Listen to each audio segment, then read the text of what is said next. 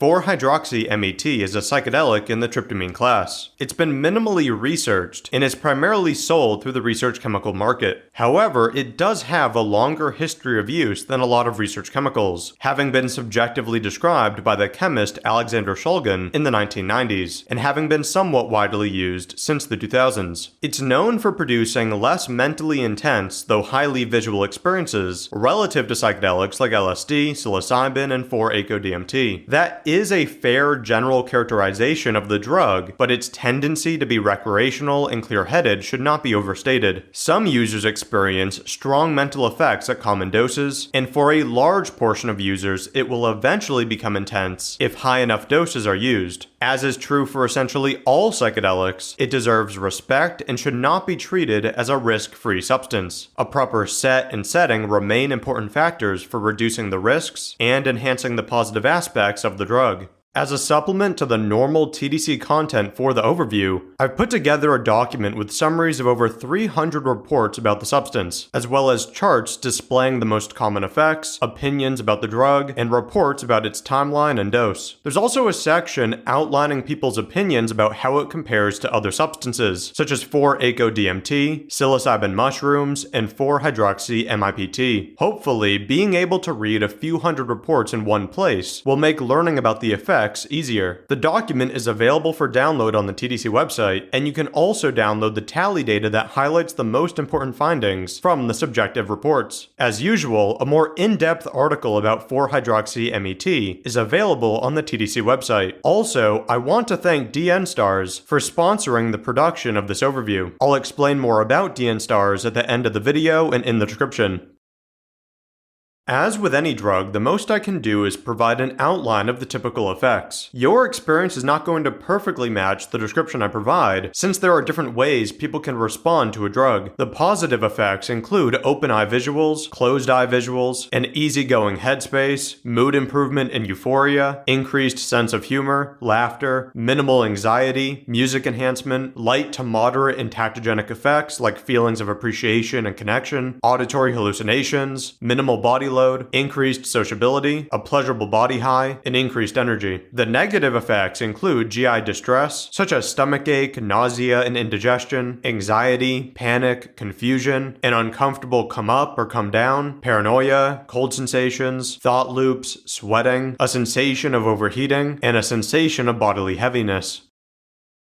Most often, it has a fairly clear-headed mental state that almost feels like soberly experiencing perceptual and mood changes, or it causes transient periods of anxiety and confusion that are still more easily addressed by basic calming techniques and rational thinking than if you were experiencing high-dose LSD, psilocin, or 4-ACO-DMT, for example. It is relatively easy to distract oneself, and a change of scenery, company, or music may be all it takes to address the more difficult periods of a common dose experience. Thinking can still speed up, and thoughts frequently become more random and tangential, occasionally leading to thought loops and negative intrusive thoughts. This same property of causing less thought alteration may reduce the chance of therapeutic benefit and insight, or it can simply produce less interesting mental changes, especially for someone familiar with mentally stronger psychedelics. The introspective and entactogenic qualities it does have are more likely to be focused on things like your life, habits, and relationships, rather than on classically deep spiritual and cosmic ideas. So in that sense, it's more grounded and more easily navigable because the mental state is closer to normal consciousness. A fairly common experience is feeling more connected to people in your life or to the world. For example, some people feel a profound sense of connection while in nature, but the majority of common dose experiences don't include those effects. Ego dissolution is a classic part of psychedelic experiences. Some beneficial or confusing experiences cause effects like a not understanding who you are, no longer identifying with your feelings, not identifying with your body, and not remembering your name. This can be frightening, but it also carries the potential for insight, since reducing the boundary between yourself and the rest of the world can mean not taking your normal patterns of thinking or your normal sense of self as seriously, helping to overcome rigid ways of being and self-centeredness. While it is fairly clear-headed, you should still expect it to be more difficult doing a lot of normal tasks, even with something simple like answering the phone. Being unexpected unexpectedly confronted with those tasks has a good chance of provoking some anxiety and hesitation. You should not fool yourself into thinking you can handle everything just because you feel relatively normal. A lot of users do fine in calm settings, yet spiral into negative or difficult experiences if they try to do too much, like being in public and talking with strangers, partly because trying to hide that you're on a drug can be very unpleasant on psychedelics. At the end of the day, you are still on a significantly altering drug, and anything that is unsafe when altered, like driving, should not be attempted. Many users report feeling 4-hydroxy-MET would be a good introductory psychedelic, giving people a way to understand what a somewhat trippy mindset is like and what psychedelic visual distortions entail, while carrying comparatively little psychological risk. It's been likened to 2CC, 2CB, and ALAD in this regard. Particularly early on in the effects, there can be anxiety centered around experiencing a change in your mental state and sensing reduced control over how you feel and what you perceive, which can leave people questioning their choice to have taken a drug, and it can be a trigger for people to fight to maintain control, which is often counterproductive. These feelings normally do not make up a large part of the experience. Concerns about physical and psychological safety may appear, and they are a common trigger of thought loops, but most people do not report a major issue with those concerns. Because there is still a chance of anxiety and paranoia, it is good to have a trusted sober person with you, since they can help alleviate irrational concerns. A similar number of reports specifically mention no anxiety and even relaxed effects as those that mention some degree of anxiety or panic. Normally, it causes mood improvement and elation, with those effects appearing early in the experience. It can also feel life-affirming, such that people are happy to be alive and happy to be having the experience. Psychedelics in general have an elating effect, but it is frequently covered up and distorted by anxiety and confusion, so the lower rate of those downsides with 4-hydroxy-MET helps the mood elevation come across. It's not entirely consistent with producing joyous experiences, but it appears more consistent than average. The general mood elevation is also often accompanied by a sense of freedom and a desire to explore, sometimes described as childlike curiosity. Like with anxiety, periods of low mood can occur.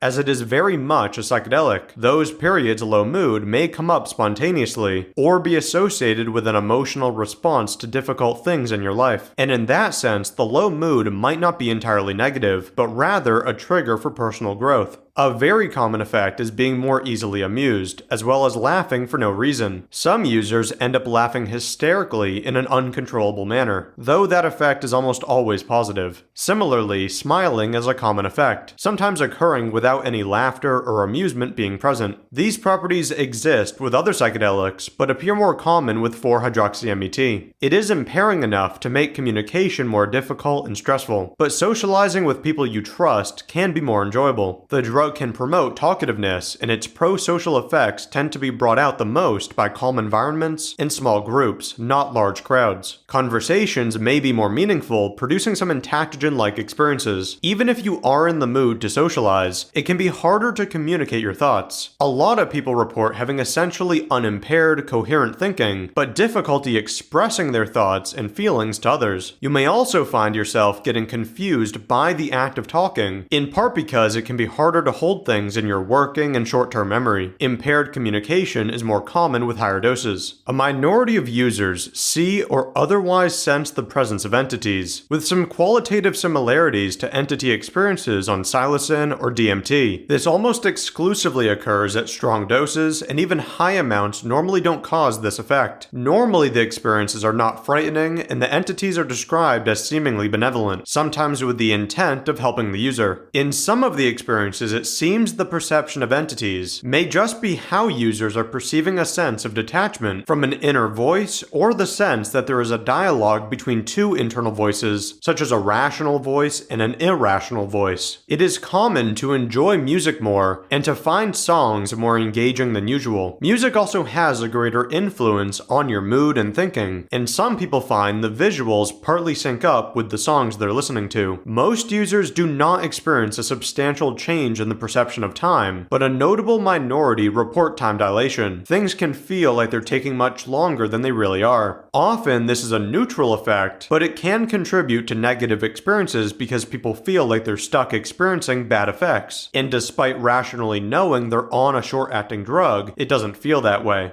A minority report an increase in sexual thoughts and imagery, but actual enhancement of sex has rarely been discussed, and whatever effect it has on sex may not be reliably good, as is typically true for psychedelics.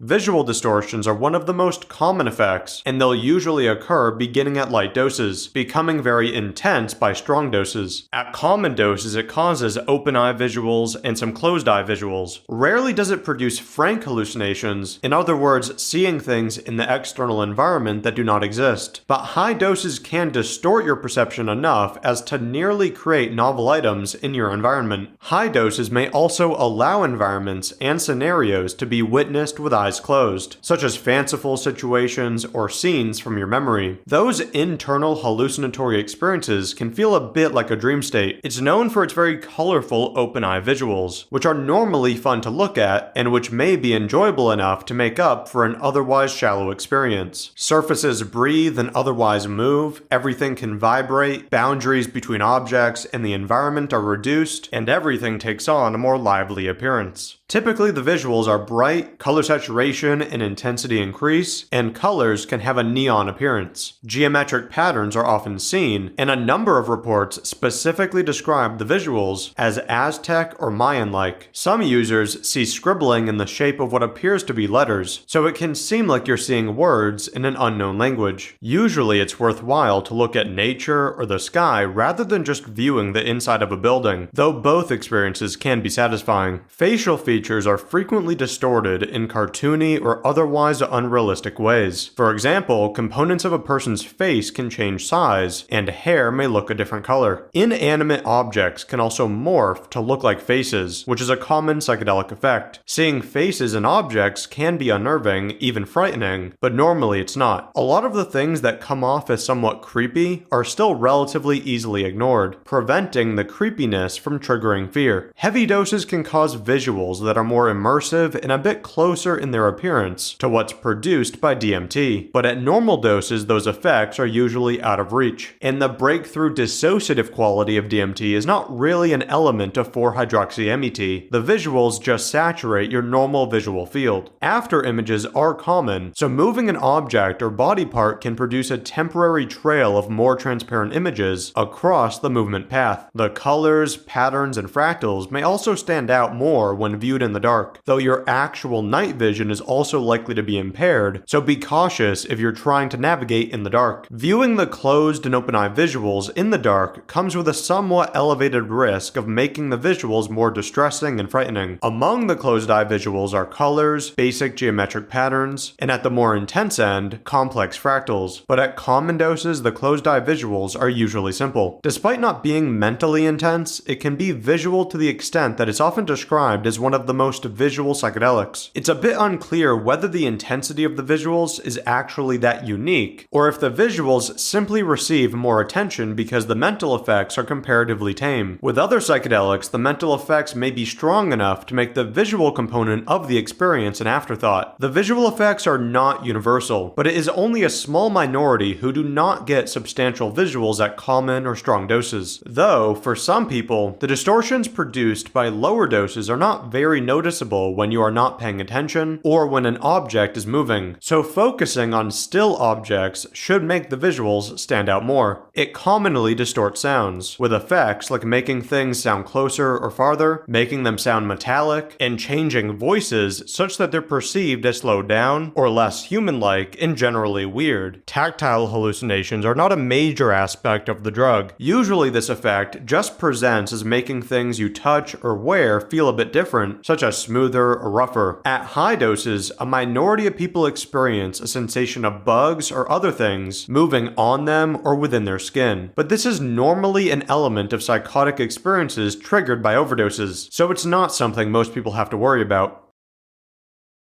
The body load is relatively minor compared to many other psychedelics, and the effects that exist are not always bothersome. GI issues like nausea are common, but the intensity of those effects is normally low. Vomiting is rare throughout the duration, and nausea tends to be more present during the come-up. Some of the other potential effects are muscle aches or tension, especially in the jaw, legs, and neck, sweating and cold sweats, shakiness and jitteriness, cold extremities potentially from vasoconstriction, alternating between unpleasant sensations of hot and cold, and a sensation of your body being heavier. Heart rate and blood pressure likely increase moderately, and users certainly perceive an increase in cardiovascular activity. A minority experience heart palpitations and chest tightness, but those are far more likely the result of stress than from anything that could affect safety. It can cause you to feel physically impaired, particularly when moving around. Some users report it is difficult to walk properly, with that aspect being compared to the effect of sedatives. A small portion of users get allergic or sick-like symptoms, sometimes exclusively during the come-down. Those effects include a stuffy nose, itchiness, swelling, and skin rashes. There are a handful of reports of users feeling like they need to urinate frequently, despite not actually needing to. This may merely be a sensation, or there could be an effect on your ability to fully empty your bladder. For some users, this sensation seems to be a manifestation of stress, so it can go away during the experience if they calm down and reframe what they're dealing with. While a body load may occur, it can also produce a body high, and the sensations experienced can often be pleasant or unpleasant depending on your mental state. Among the more positive feelings are tingling and a sense of warmth, though in the cozy blanket way, not the overheating way. The drug is more stimulating than sedating. It is not as stimulating as some of the psychedelic amphetamines and phenethylamines, but it's usually energetic enough to produce wakefulness, a relative lack of drowsiness, and sometimes enough energy for things like hiking or dancing. Though it gives enough energy to do those activities, it's not typically coupled with a strong need or desire to be active, unlike with stimulants. Some users receive enough physically manifesting energy that they become restless and cannot get comfortable. It is frequently said to have a wave-like nature where the visuals, euphoria, and other effects are at a high level of intensity for around 30 to 45 minutes, followed by a period of feeling fairly close to sobriety, only to be swept back up in another wave soon after.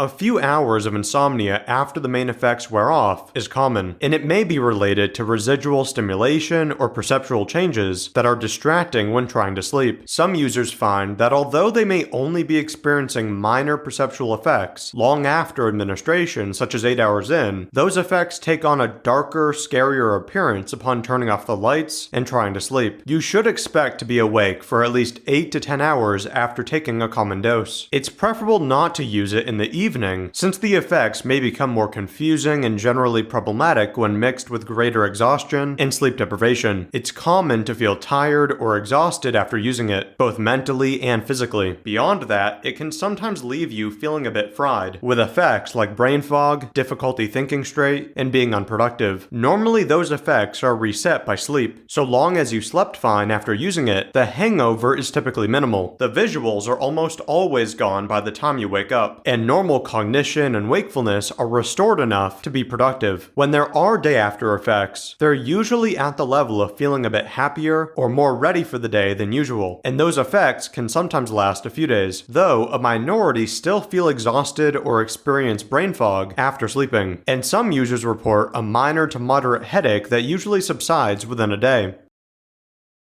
A 2017 paper looked at online reports of people self-treating migraines and cluster headaches with psychedelics. It found synthetic tryptamines, including 4-hydroxy-MET, have sometimes been used with success for this purpose, though LSD and psilocybin are far more widely used. The drug's recreational effects were analyzed in 2011, also using online reports. When searching in 2010, the authors found no scientific articles or information on Erowid, and there were too few English-language reports to adequately review the drug's effects. So they used reports from flashback.org, a popular website in Sweden. Their analysis of 25 reports produced an effect overview similar to the TDC overview.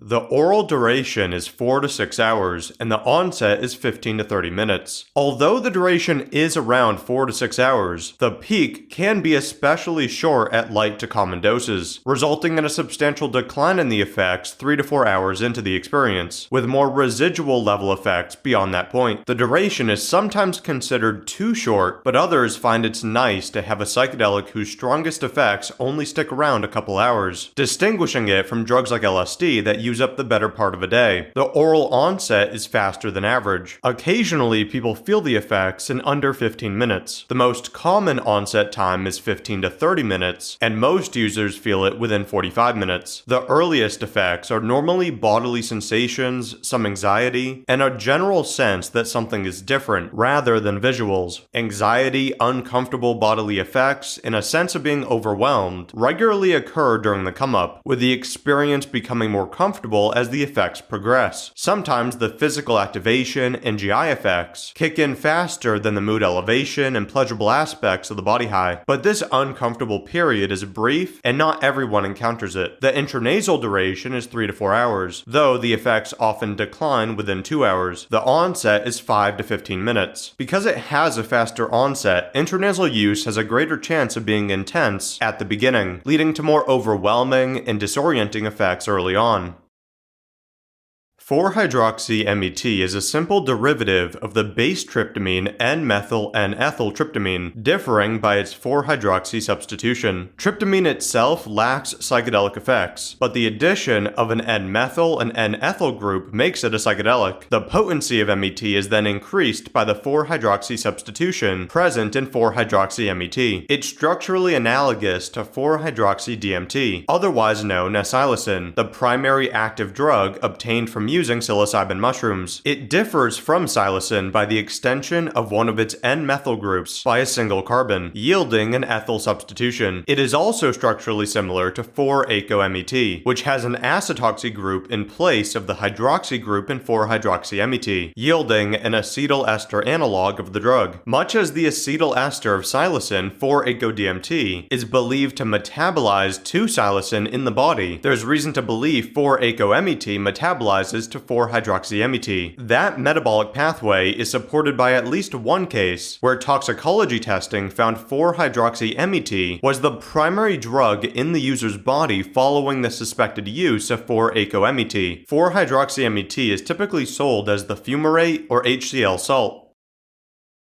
The main effects are likely mediated by the 5-HT2A receptor, where it has a high affinity and functions as a partial agonist. It also binds with a nanomolar or low micromolar affinity to 5-HT1A, 5-HT2C, histamine H1, trace amine associated receptor 1, dopamine D2 and D3, and alpha-1A and 2A adrenergic receptors. It has a high affinity for the serotonin transporter, where it also has somewhat appreciable reuptake inhibition effects, although direct serotonin receptor agonism is likely a bigger contributor to its effects. It does not have monoamine releasing properties. Metabolism research in vitro and in vivo found the drug appears to undergo hydroxylation, dihydroxylation, N-oxide formation, demethylation, desethylation, and glucuronidation. In urine from human forensic cases, a hydroxylated metabolite and glucuronides of both the parent compound and an N-oxide metabolite were found.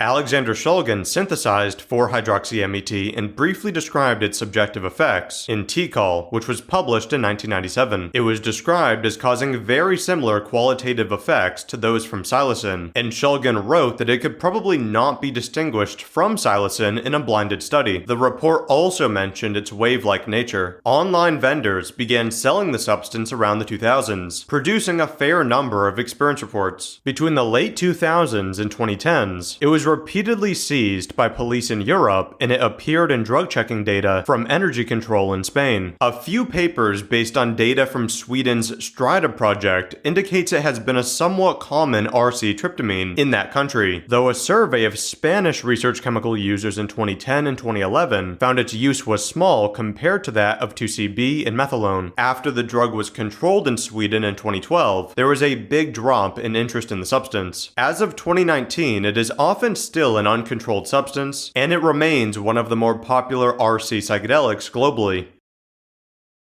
Oral is the most common route of administration, followed by intranasal, and occasionally it is taken rectally or via intravenous or intramuscular injection. Because substantially more people have taken it orally, more is known about the appropriate oral dose, and usually that ROA provides reliable effects. Rectal administration is normally reported to work fine, but since it can be more of a hassle and does not offer a substantial potency difference, along with unreliably reducing nausea, it may not be worthwhile. Intranasal use may cause temporary pain, though few reports have commented on that aspect of the administration. It also offers a minimal potency benefit overall, but its faster onset is enjoyed by some. There is a significant degree of inconsistency between users as to the drug's potency, specifically the potency of its mental effects. Some users experience notable mental changes at common doses, yet others can use much higher doses with seemingly little risk of difficult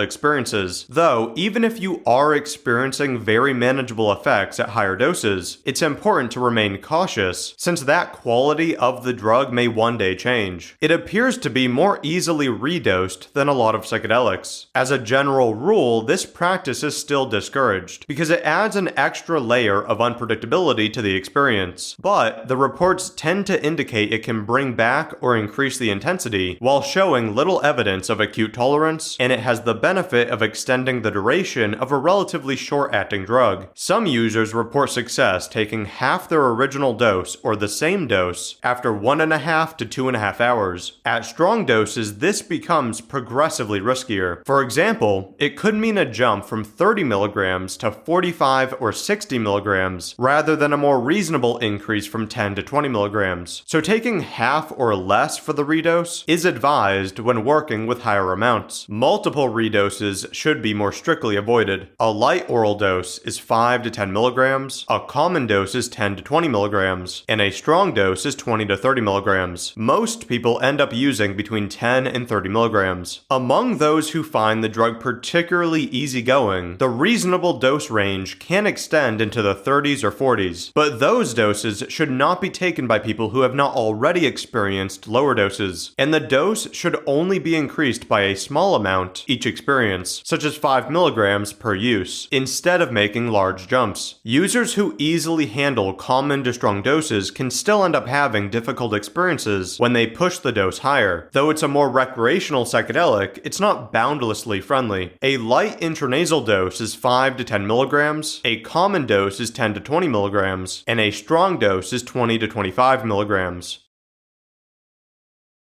As of August 2019, it's not specifically controlled in Australia, but it may fall under analog laws. In Canada, it is uncontrolled. In the UK, it's a Class A drug due to a general law regarding tryptamines. And in the US, it is unscheduled, but will likely fall under the Analog Act when intended for human use.